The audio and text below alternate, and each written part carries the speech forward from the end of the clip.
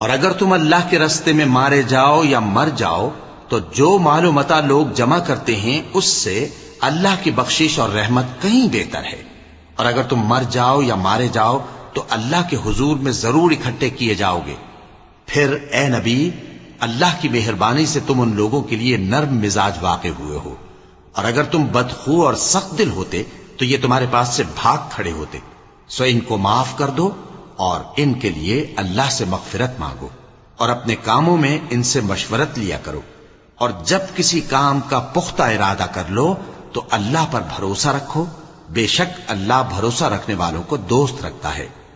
اگر اللہ تمہارا مددگار ہے تو تم پر کوئی غالب نہیں آ سکتا، اور اگر وہ تمہیں چھوڑ دے تو پھر کون ہے اس کے بعد تمہاری مدد کرے۔ اور مومنوں کو تو چاہیے کہ اللہ ہی پر بھروسہ رکھیں